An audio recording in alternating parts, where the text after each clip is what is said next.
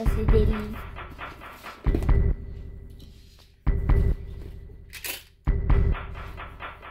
Bonjour, alors aujourd'hui on va repartir sur un chapitre que j'aime beaucoup, c'est sur le survivalisme en général. Donc je vais vous expliquer un petit peu mon principe de sac de survie que je mets dans ma voiture. On va voir ça ensemble. Alors pour faire face à n'importe quelle situation qui pourrait arriver quand je suis en dehors de la maison, j'ai mis en place avec ma fille un sac de survie. Donc on appelle ça aussi un EDC, un Everyday Carry, sauf que nous on l'a un petit peu adapté par rapport à ce dont on a besoin. Donc les sacs de préparation des survivalistes en général, ça va être plus du matériel de camping, de randonnée, des outils de survie en cas d'urgence, des lampes de poche, boussoles. Nous on a fait un petit peu complètement différent parce que c'est pas ce dont on avait besoin. On se prépare pas non plus à la fin du monde, on se prépare plus en cas d'imprévu en général. Donc ça peut être un incendie dans la maison, ça peut aussi être des embouteillages sur la route, un imprévu où la petite dort chez les grands-parents et ce n'était pas prévu. On fait vraiment face à n'importe quelle situation, que ce soit de l'effondrement de la civilisation ou plus un imprévu sur la route en général. Amy s'est beaucoup impliquée dans la préparation de son sac. Elle a bien compris que le sac, fallait qu'elle y mette vraiment ce dont elle avait besoin. Tout ce qui est vêtements, trousse de sécurité, trousse de médicaments, c'est moi qui gère. Tout ce qui est couteau éventuellement, les briquets, tout ça. Pour se laver éventuellement aussi, je garde ça dans mon sac. J'ai missionné Amy de préparer tout ce qui était petits jouets, petits jeux, des petits nounours qui pourraient l'aider en cas d'imprévu.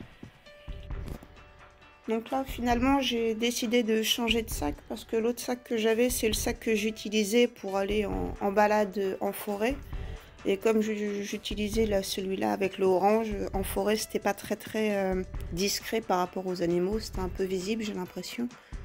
Donc, je vais garder ce sac-là qui est un peu trop voyant pour moi, pour mettre dans la voiture.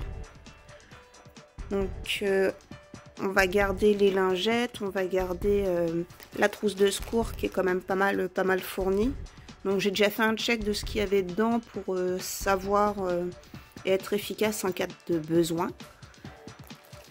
On va garder des mouchoirs, du paracétamol et des pansements dans les petites pochettes devant, parce que c'est ce dont on va avoir le plus besoin en général. Je vais rajouter des sous-vêtements pour moi avec un sifflet, un cache-cou, des sacs poubelles et puis une paire de jumelles parce que j'en ai plusieurs. J'ai des gants aussi et pour pouvoir se protéger du froid. Donc, en fait, la lampe elle sert à éclairer. Les couteaux, on va s'en servir pour... Non, on n'ouvre pas. Pour, en cas de problème, s'il y a besoin, pour comme un ciseau, quelque chose comme ça. Donc les médicaments, on va s'en servir pour au cas où, en cas de problème, si quelqu'un a mal à la tête ou a mal quelque part. À la gorge. Et c'est pour les adultes celui-là. Oui, c'est pour les adultes. On a des mouchoirs en cas de problème, au cas où on a besoin de se moucher. On a des lingettes de bébé. Pour se laver le faux pas.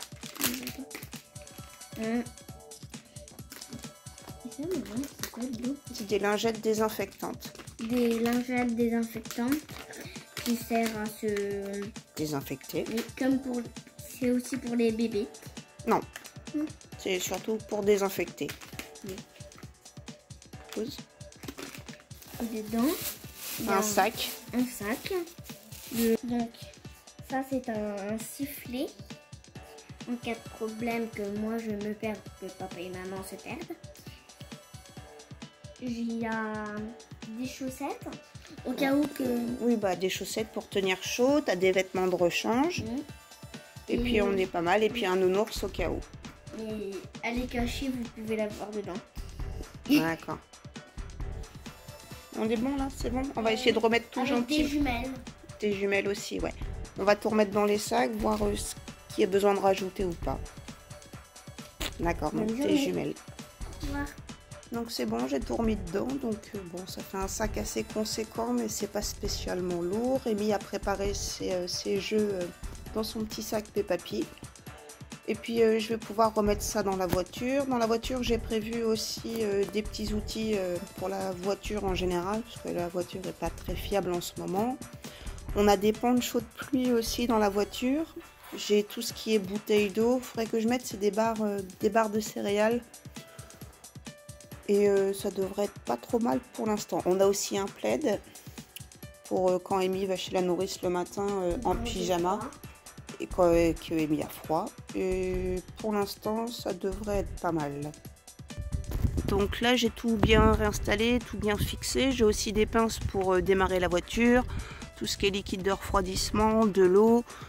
J'ai de quoi s'essuyer s'il y a besoin, des choses comme ça. Ici, c'est et quelques petits outils. J'ai un mousqueton, le gilet jaune, bon, tout ce qui est en cas de problème sur la route. Donc là, bien entendu, c'est mon sac à main, même si c'est plus un sac à dos, c'est quand même ce que j'ai trouvé de plus efficace pour l'instant.